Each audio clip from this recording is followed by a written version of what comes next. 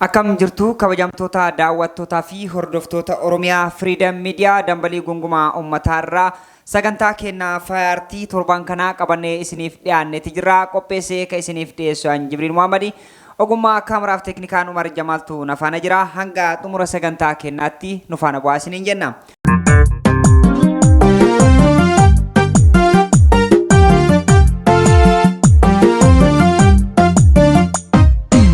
Egaa torban kanaasi sagantaa kenna faayartii torban kanaatiin sirboota afaan Oromoo ergaalee hedduu qaban sirboota babbareedaa utubaalee qabsoo Oromoo ta'anii fi sirboota aadaa fi ammayyaa hedduu wal duraa duubaan isiniif filannee jirra. Irra deebuudhaan hanga xumura sagantaa kennaatti nu hordofaan affeerraa kennam. Marshii gashi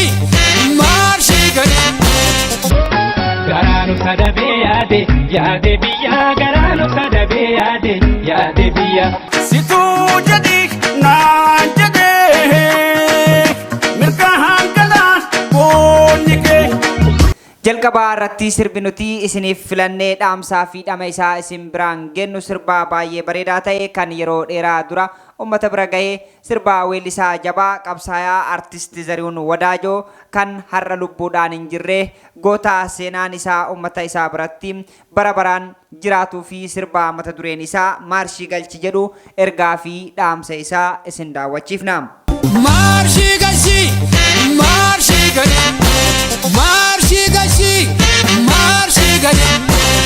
Artist Zarihuun Wadaajoo nama jabaa Oromoon qabdu rasaasa sagalee maleessaa nama ta'ee fi hanga lubbuun addunyaa kanarraa turetti saba isaatiif qabsaa'ee baroota muraasa dura ummata isaa akkaan jaalatuu fi akkasuma biyya isaa gatii hedduu itti kaffalee dhiisee boqachuudhaan hojiilee isaa babbareedaa bara baraan saba isaa waliin jiraatu hedduu saba isaaf dhiisee deemee jira.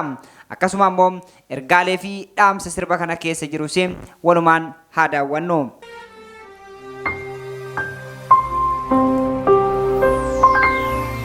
Samira gagunguma robaaf cabbii wal makuufi akka dhokatetu ba'u jira dhugaa dhiifa bayuufi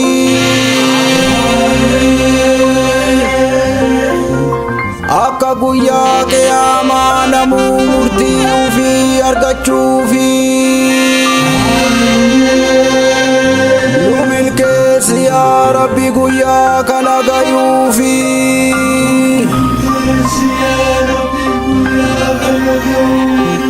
nu milkeessi yaa Rabbi guyyaa kana gayuufi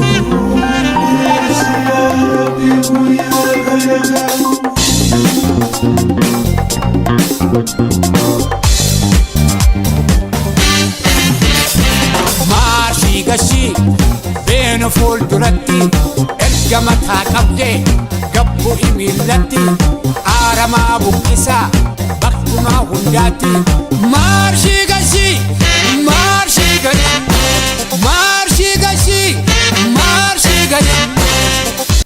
Artistiin Buulessii abbaan seenaa kun dhaloota isaatiif ergaa jabduu lafa kaa'uudhaan ilmaan Oromoo ilmaan abbaa tokko jaalalaa fi tokkummaa jidduu isaanitti tiiksuudhaaf ergaa tanaas sirbaa bareedaa kanaan dhaameefii jira.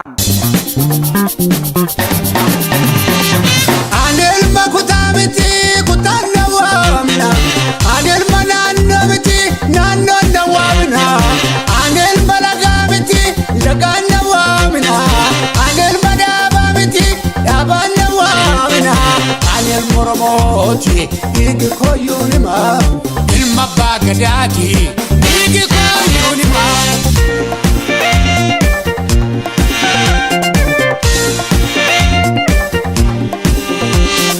Waaqna raara buuseen abbaanumaa keenya walitti nu waame har'a guyyaan keenya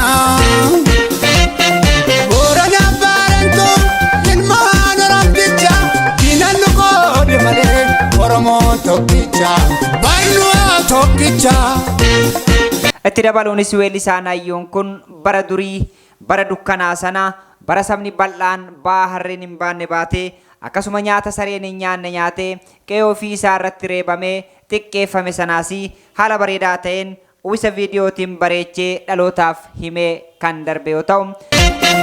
Ay barasan, ay barasan, ay barasan, baradukkanasan, ay barasan, ay barasan.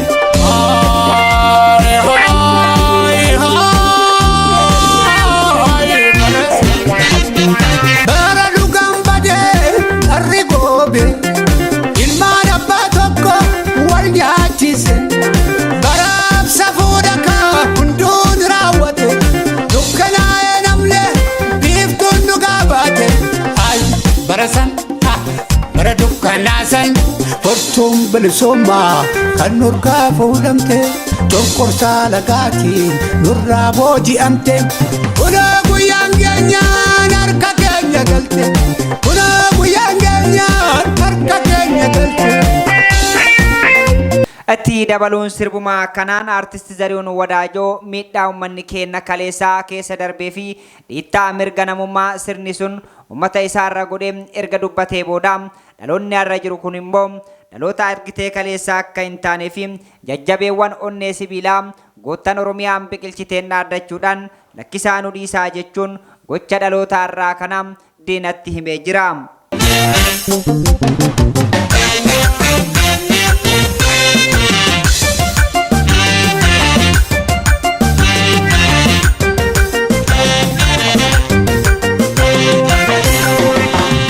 Tutoko bantu tuke, tutukandu bija besa. Lapisan udisa, lapisan udisa, lapisan udisa. Nechich gamfa Afrika, kurtutum bodese lekemsa. Lapisan udisa, lapisan udisa, lapisan udisa. Lukuna Kanitti kalam bafti, warabu marate, lechari bakati, lakisan udisa, lakisan udisa, lakisan udisa.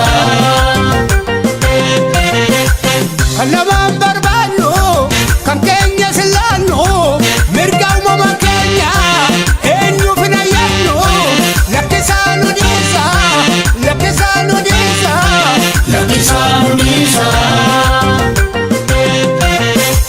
Bishaan dhangala'ee lamuu waraabamu dhagaan gargar cabee lamuu hin suphamu. Kan waraane yoo raffate kan waraaname hin dagatu. Lakkisaan udisa, lakkisaan udisa, booddeen gaaffisiisa. Sirba bareedaa fi ergaan isaa diina laalessu kana duuba kan jiruu fi barreessaa walaloo sirbichaa artistii jabaa barreessaa beekamaa artistii Ibrahim Turii ture. Barreessaan akkasumas immoo diraamaan viidiyoo sanaa sirna kanarratti argisiifamillee ergaa guddaa kan qabuu fi tokkummaan humna ta'uu kan mul'isu ture. Tutoko bantu tuke, tutukandu bija besa. Lapisan udisa, lapisan udisa, lapisan udisa. Nechich gamfa Afrika, kurtutum bodese lekemsa. Lapisan udisa, lapisan udisa, lapisan udisa. Tunduma gaafate takkuudha buutaati amuummataa nooliin booddee gabbitaati. Lakkisaan udisa, lakkisaan udisa, lakkisaan udisa. Warri dhiiga tuute lafeetti nu baafte ammayyuu ni jirti keessa keenya selte. Lakkisaan udisa, lakkisaan udisa, lakkisaan udisa. Kadhaa bidda buute lammatan deebitu bilisummaan keenya lamuun urkaan baatu. Kan waraane yoo raffate kan waraaname hin dagatu. Lakkisaan udisa.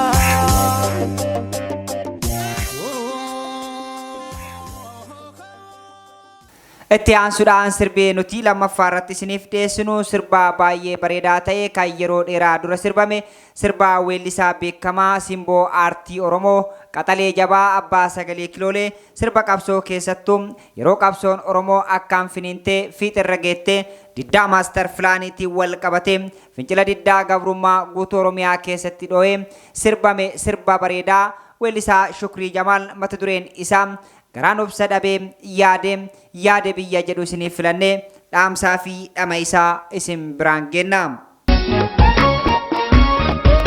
Garaan obsa dhabee yaade biyya garaan obsa dhabee yaade biyya abbaatu dhoowwataa roorroo baasee biyya abbaatu dhoowwataa roorroo baasee biyya. Garaan obsa dhabee yaade biyya garaan obsa dhabee yaade biyya abbaatu dhoowwataa roorroo baasee biyya. Artistii Shukrii Jamaal nama jabaa fi sirboota onnachiiftuu qabsoo ta'an hedduu sirbuudhaan nama beekamudha. Bara 2015 keessaas haalaa fi yeroon waliin sirba deemu sirba bareedaa arrallee ergaan isaa uummata onnachiisu tokkummaa faarsaa tokkummaa dhabnaa tokkummaaf baanee karaatti maaf hafnaa jechuudhaan ergaa isaa uummata biraan gayatee jira.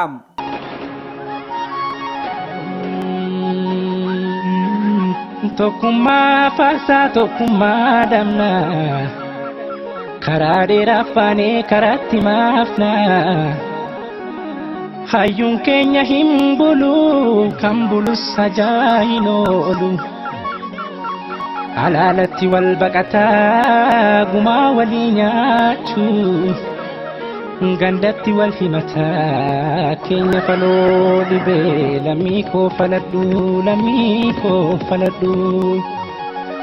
jaarsa qabadhu waamii uumaan araadamii sammuun gadaa kalaqee arda'ee sadaqee gadaa damnee gadoon bullaa kunis faloon dhibee maaliif teenyee walilaa.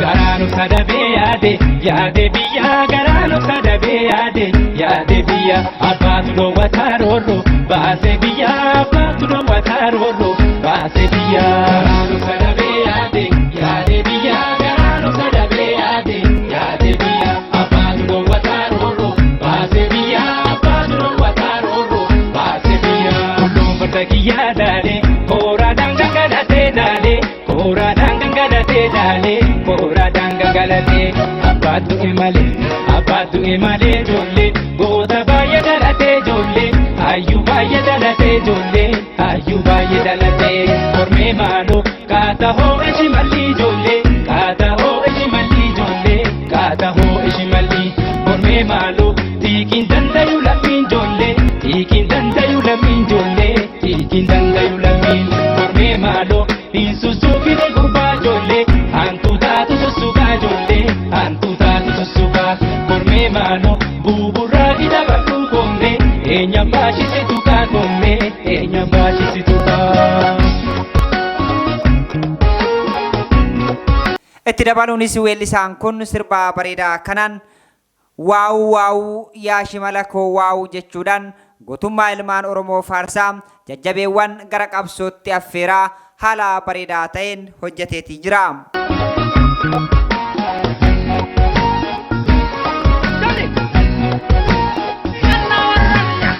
Waa'uu yaa shimala koo waa'uu yaa shimala koo waa'uu koomee yaa shimala koo koomee yaa shimala koo koomee.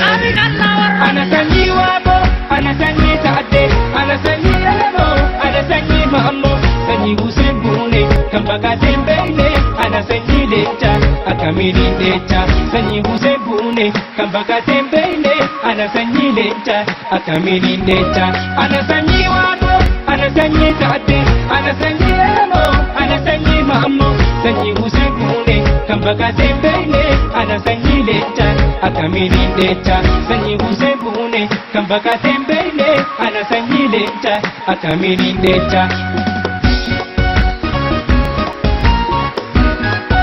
Xumuraa irratti weellisaa jabaan kun kulkulfata madaa baannee garaan obsa dhabee yaade biyyaa abbaatu dhoowwata roorroo baafte biyyaa jechuun dhaamsaa dhama qabu kana nuuf kaa'etii jira.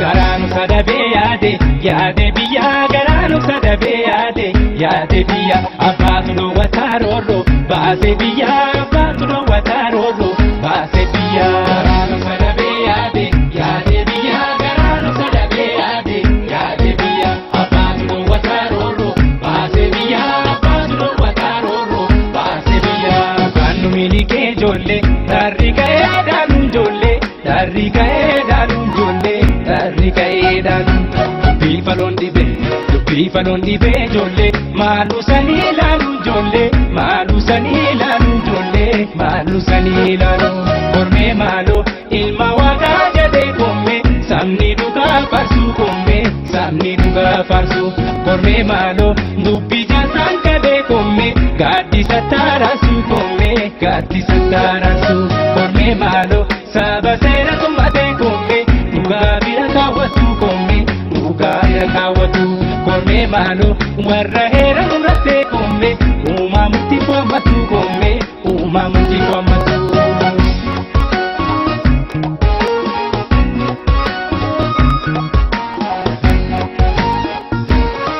Itti aansuudhaan sirbii nuti sadaffaa irratti isiniif dhiyeessinu sirbaa weellisaa jabaa abbaa sagalee kiloolee weellisaa Joorji Aabbuu yookaan immoo mootii tirrii kaadheenna kana bahee sirbaa mata dureen isaa mirgaan galee jedhu isiniif filannee dhaamsaa fi dhama isaa isin daawwachiifna.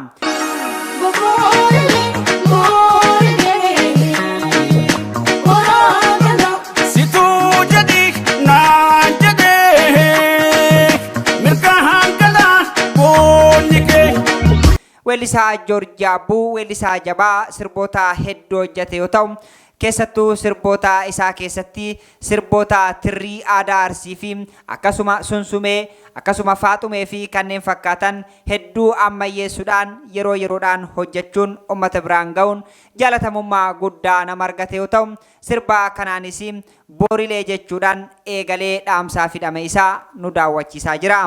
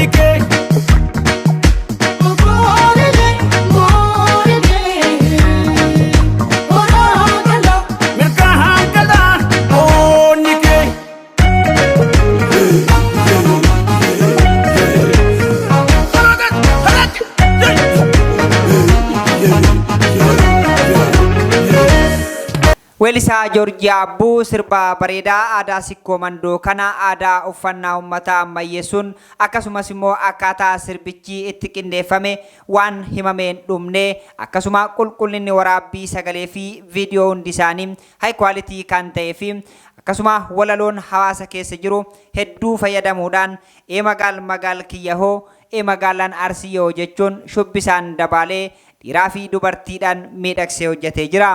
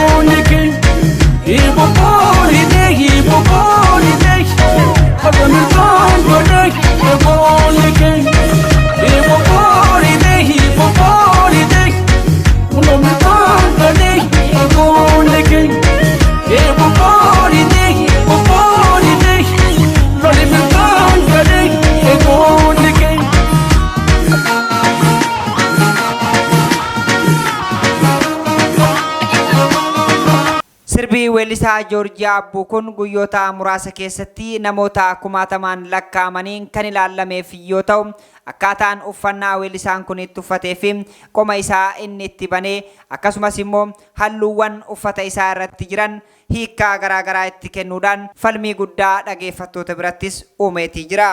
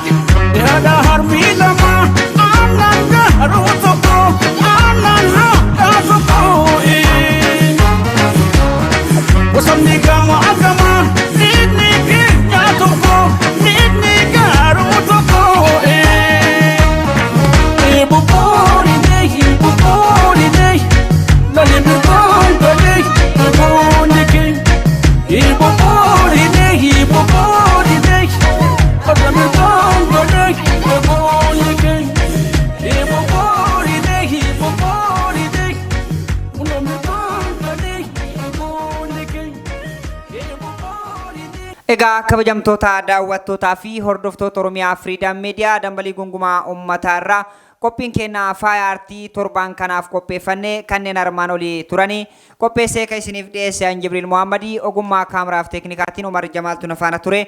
Qophiilee Oromiyaa Freedom Media dambalii gungumaa uummataa kanneen hafan waliin turtii gaarii isiniin jechaa nagaan nu tura.